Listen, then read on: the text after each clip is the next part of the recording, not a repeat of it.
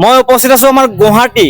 এইখন হ'ল গুৱাহাটী ৰাজগড় আৰু এইফালে আমাৰ পল্টন বজাৰ হৈ এইফালে আহিব পাৰিব। আৰু যেতিয়া ট্ৰেইনৰ পৰা নমা হয় পল্টন বজাৰত নামি পেলাই আপুনি চিটি বাছত উঠিলে 10 টকা ভাড়া। তাৰ পৰা আপোনাৰ এইকণ আহি গ'ল, আহি পেলাই দেখিছে আমাৰ এইফালে পাহাৰো আছে আৰু ৰাজগড় চেণ্টাৰতে আৰু কাষতে আছে আমাৰ জুবিনদাৰ ষ্টুডিঅ' আৰু লগতে এইফালে এটা আছে আমাৰ মিউজিক ইনষ্ট্ৰুমেণ্ট, নামটো আছে আমাৰ নিউ সংগীতালয় দোকানখন নজৰ ৰাখিব। কাৰণ এখন দোকানত সম্পূৰ্ণ আপোনালোকৰ মিউজিকৰ পৰা আপোনাৰ গিটাৰৰ পৰা বাঁহীৰ পৰা সম্পূৰ্ণ বস্তু পোৱা যায়, হাৰমনিয়ামৰ পৰা সম্পূৰ্ণ বস্তু আছে।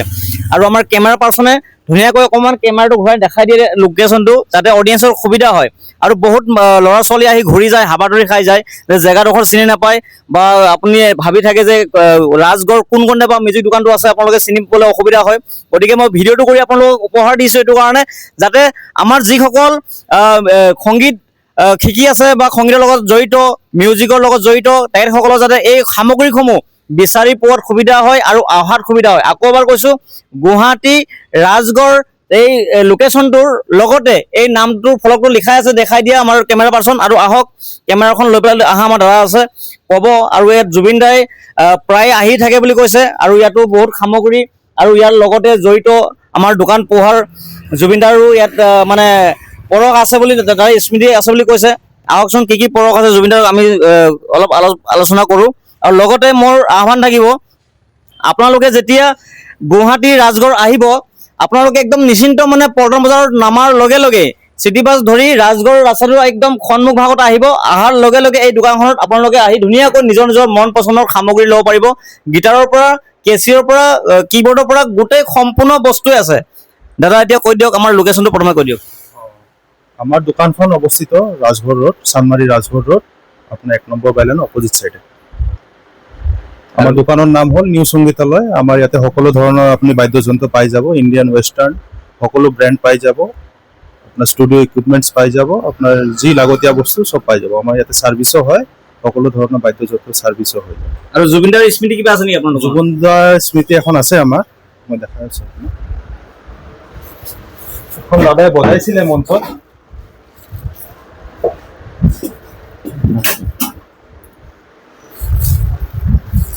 মানে আমাৰ এই দোকানখনৰ লগতে জুবিন দাৰ ষ্টুডিঅ' আছে আৰু জুবিন দা প্ৰায় আহি থাকে, দাদাৰ লগত কথা বতৰা পাতি থাকে। আৰু দাদা আজি আমাক দেখাইছে এইখন গিটাৰখন হ'ল জুবিন দাৰ ইয়াত দিছিলে বোলে।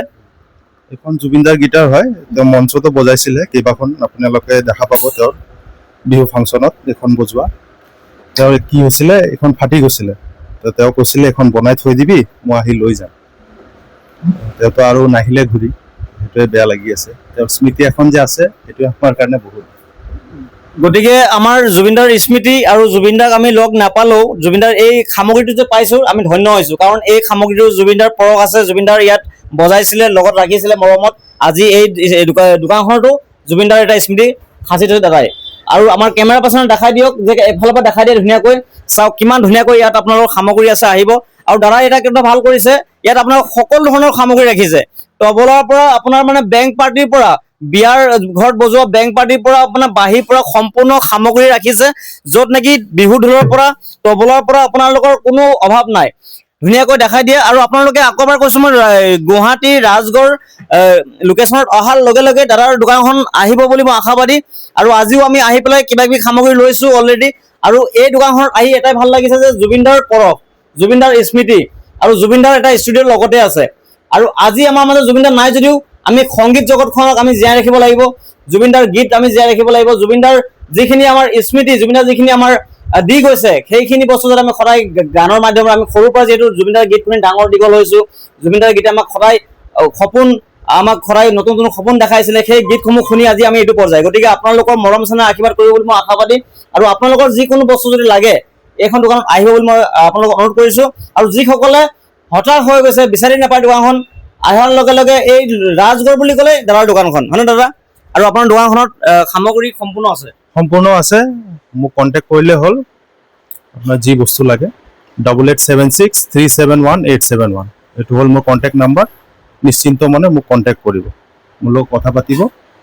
আৰু আমাৰ অসমৰ উন্নতি, আমাৰ অসমখন উন্নতি তেতিয়াই হ'ব যেতিয়া নেকি এনেকুৱা মিউজিক দোকান বেছিকৈ হ'ব। এতিয়া বহুত ল'ৰা ছোৱালী প্ৰতিভাসমূহ লুকাই যায়, সৰুতে মিউজিকৰ অভাৱত বা বাদ্যযন্ত্ৰৰ অভাৱত বা এই সামগ্ৰীসমূহ কিনাৰ অভাৱত কিছুমানে হাৰমনিয়াম বজাবলৈ আশা সপোন থকা ল'ৰা ছোৱালীও কিছুমান এৰা খাই গৈ আছে।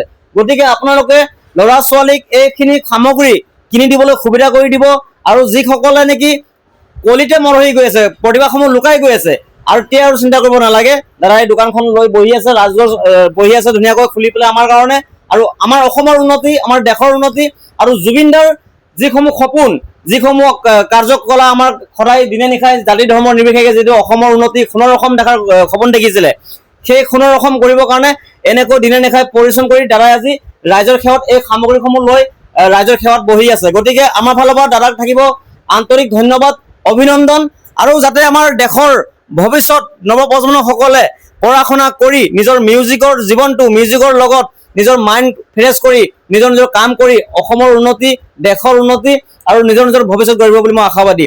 এতিয়া দাদা আৰু মই একেলগে মিলিজুলি ক'ম, জয় আই অসম, জয় আই অসম, জয় জুবিন দা। জয় জুবিন।